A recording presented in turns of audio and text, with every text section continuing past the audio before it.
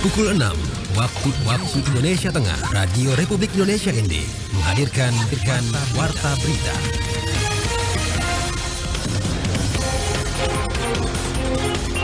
Selamat pagi pendengar, Anda kembali mendengarkan Warta Berita untuk edisi hari ini Kamis 27 Juni 2024 dengan Sari Berita.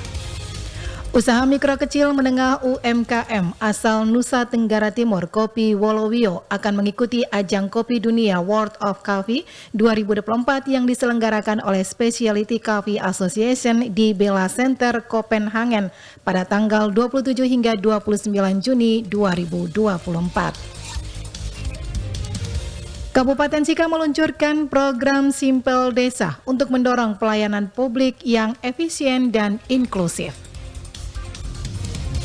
Bersama saya Christian Senda, kita ikuti berita selengkapnya.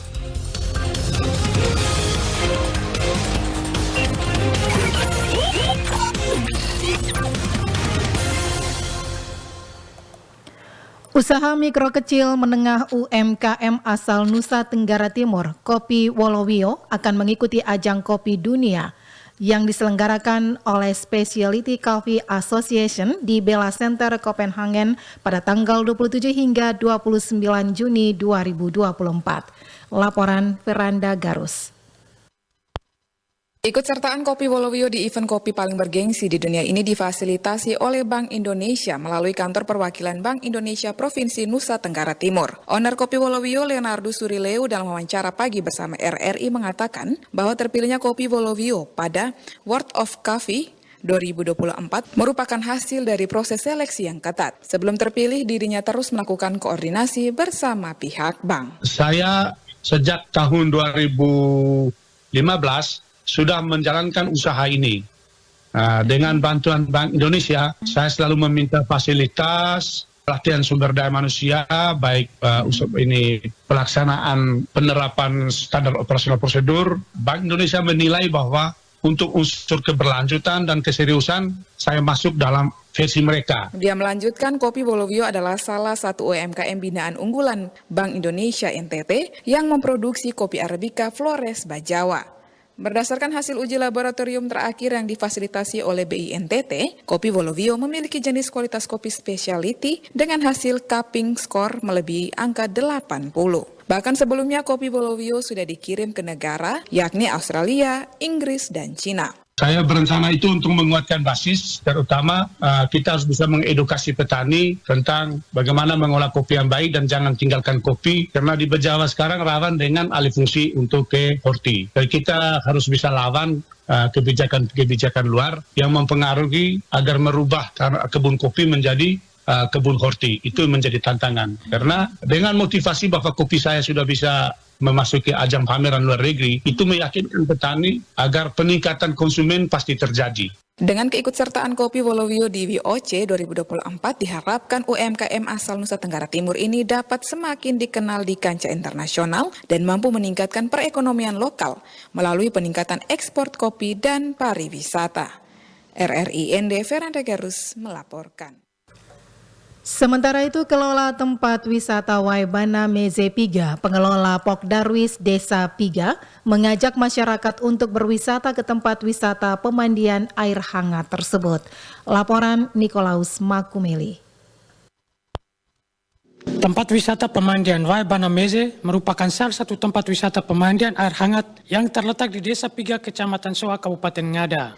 Dirintis sejak tahun 2019 silam, tempat wisata ini sempat ditutup akibat pandemi COVID beberapa waktu yang lalu, sehingga menyebabkan kerusakan beberapa fasilitas akibat tidak diperhatikan. Kepada RRI, Nobertus Mawo, yang biasa disapa Bob, salah satu anggota Pok Darwis Desa Piga, yang dipercayakan untuk mengelola tempat wisata tersebut, menuturkan bahwa untuk saat ini tempat wisata Waibana Meze Piga sedang dalam pengembangan. Dijelaskan Bob, bahwa lokasi tersebut sebelumnya tidak terurus, namun difungsikan menjadi tempat wisata pemandian oleh pemerintah Desa Piga yang dikelola oleh BUMDes melalui Pok Darwis Desa Piga. Lanjut Bob, bahwa untuk fasilitas penunjang saat ini telah dibangun 3 buah lopo atau gazebo serta kamar mandi dan kamar ganti. Berbeda dengan air panas di tempat wisata Mengeruda, Bob menuturkan bahwa para pengunjung tempat wisata Pemandian Wai Bana Meze Piga dibuat betah berlama-lama untuk mandi di tempat tersebut karena airnya hangat.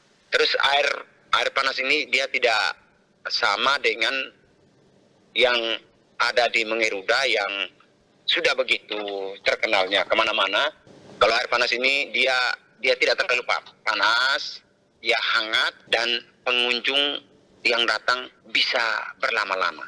Bisa 2 jam berendam, 3 jam, terserah dari pengunjung itu sendiri. Dan kolam yang saat ini digunakan itu baru 1 kolam, dan rencananya di 2025 akan dibangun kolam sekunder mungkin dengan 2 unit lagi untuk menjawab kebutuhan pengunjung, karena di sini juga di hari Sabtu atau hari Minggu pengunjungnya lumayan banyak. Ditambahkannya bahwa untuk tarif, pemerintah Desa Piga melalui BUMDes menetapkan harga tiket masuk per orang sebesar Rp5.000 untuk dewasa, sedangkan untuk anak-anak Rp2.000 per orang. RRI Niklaus Makumeli melaporkan. Kita beralih ke berita lainnya. Kabupaten Sika meluncurkan program Simpel Desa untuk mendorong pelayanan publik yang efisien dan inklusif. Selengkapnya, Lady Badin melaporkan. Kepala Dinas Pemberdayaan Masyarakat Desa Kabupaten Sika, Lambertus Solkeitimu SE mengungkapkan bahwa program Simpel Desa yang saat ini sedang diuji coba sebagai inisiatif kolaboratif antara kementerian dan pihak ketiga bertujuan untuk meningkatkan kualitas layanan pemerintahan, sosial, dan ekonomi di desa-desa. Dijelaskan Lambertus, program ini telah dimulai sejak tahun 2024 ini dengan tahapan awal sosialisasi dan pelatihan. Adapun desa-desa yang dipilih sebagai pilot project harus memenuhi syarat sebagai desa maju dan mandiri serta memiliki infrastruktur telekomunikasi yang memadai. Selain itu, program ini juga bertujuan untuk membangun smart government di tingkat desa yang memudahkan akses masyarakat terhadap layanan administrasi pemerintahan tanpa harus mengunjungi kantor desa secara langsung. Hal ini diharapkan dapat meningkatkan efisiensi dan responsivitas pelayanan publik. Terkait dengan layanan di Simpel Desa ini, itu ada program yang dilaksanakan oleh kementerian bekerjasama dengan pihak ketiga, itu dengan Lawang Sewu. Itu kita melakukan kegiatan ini untuk sosialisasi dan BIMTEK. Itu BIMTEK di 7 desa untuk bagaimana desa memberikan layanan kepada masyarakat desa itu.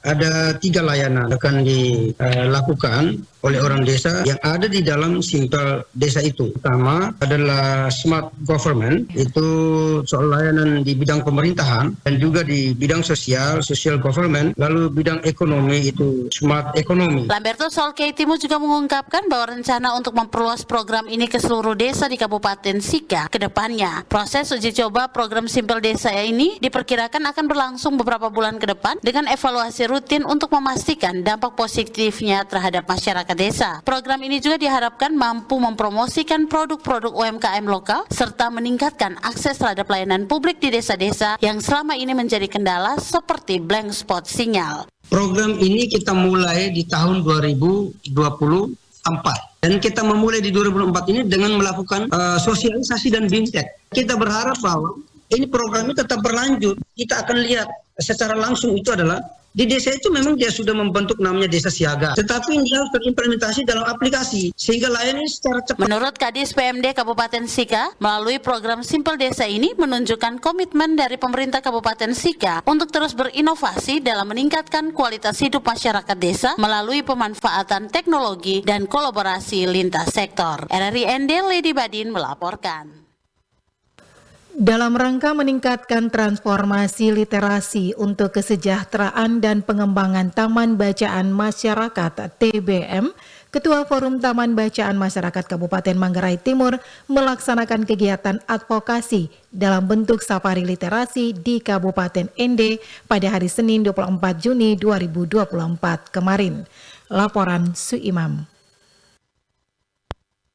Ketua Forum Taman Bacaan Masyarakat Kabupaten Manggarai Timur, Ino Sengkang, kepada RRI mengatakan kegiatan safari literasi ini dilaksanakan di 2 TBM, yakni TBM OT Mila Ngaisia, Kecamatan Dona, dan TBM Anak Cinta Lingkungan Acil, Kelurahan Kota Raja, Kecamatan Ende Utara, Kabupaten Ende. Dijelaskan, kegiatan advokasi dalam bentuk safari dilaksanakan dengan berdiskusi dan berbagi pengalaman seputar giat-giat literasi sains dan ekologi, sehingga dari situ bisa menemukan dunia baru dengan sejuta inspirasi. Tentunya tidak hanya kami berdiskusi dan juga berbagi aksi nyata, tetapi kami bisa melihat langsung bagaimana proses literasi sains dan ekologi yang ada di ruang workshop TBM Acil Ende. Kegiatan safari literasi juga bertujuan untuk membangun kolaborasi dan juga sinergisitas antara sesama pegiat literasi yang ada di Pulau Flores maupun NTT. Ia berharap TBM Acil Ende dan teman-teman PD FTBM Kabupaten Ende terus bergerak dan bertransformasi dari teks menuju konteks, tidak hanya membaca tapi mengimplementasikan apa yang dibaca dari buku-buku. Ditambahkan, melalui safari literasi semua saling menguatkan, selain menjadikan budaya membaca sebagai gaya hidup, juga mampu menyebarkan energi literasi kepada sesama, masyarakat dan khususnya generasi muda yang ada di bangku sekolah.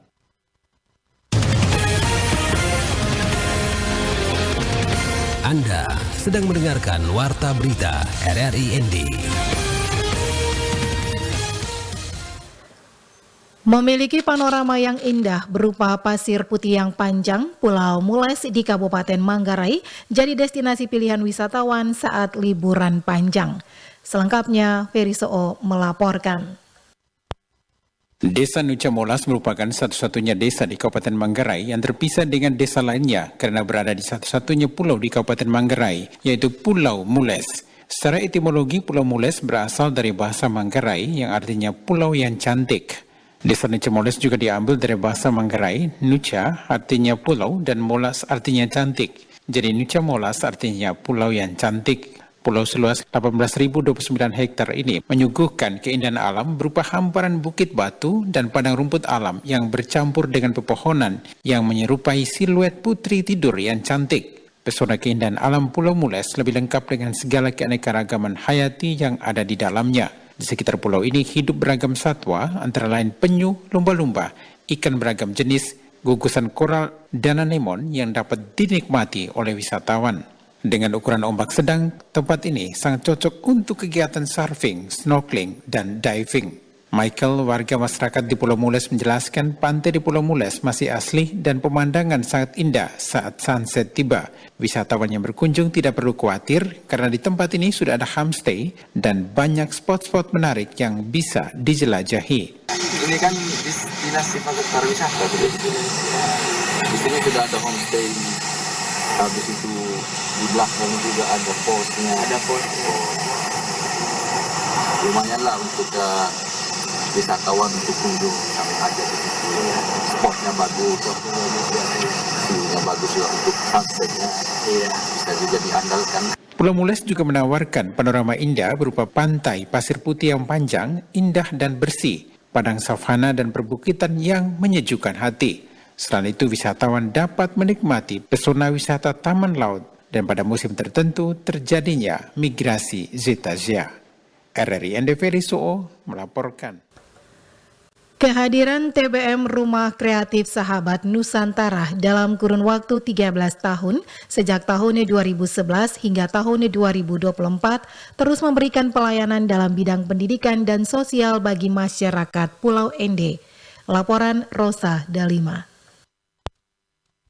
Pada tanggal 26 Juni 2024 ini, kami TBM Rumah Kreatif Sahabat Nusantara berusia 13 tahun. Memiliki 9 program unggulan, TBM Rumah Kreatif Sahabat Nusantara terus membantu memberdayakan masyarakat, terlebih pada program pos baca di mana sampai saat ini memiliki 9 pos baca binaan yang tersebar di setiap desa sewilayah Pulau Ende. Pengelola TBM Rumah Kreatif Nusantara Hifni Jafar kepada RRI mengatakan, di usia ke-13 tahun, pihaknya terus bergerak dan berbagi kebaikan literasi kepada publik melalui forum diskusi dan forum pelatihan. Saat ini TBM Rumah Kreatif Sahabat Nusantara juga membantu pengembangan Taman Baca Masyarakat TBM di bawah naungan Forum TBM Kabupaten Ende. TBM Rumah Kreatif Sahabat Nusantara selama ini bergerak dengan 9 program unggulannya, dan puncak pencapaiannya sampai tahun ke-13 ini kami mampu menghadirkan pos-pos baca binaan kami di 9 desa dalam wilayah Kecamatan Pulau Inde. Dan juga kami melakukan pendampingan dan bantuan menyemangati teman-teman kami Taman Baca Masyarakat di beberapa kecamatan di wilayah Kabupaten Inde yang dalam binaan Forum TBM Kabupaten Inde.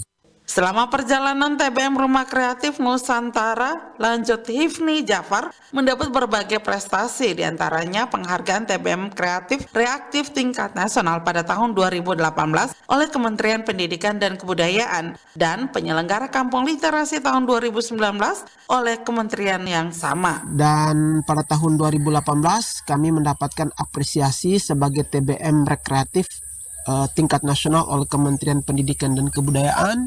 Dan juga pada tahun 2019 kami juga ditunjuk sebagai penyelenggara Kampung Literasi di Kabupaten Inde.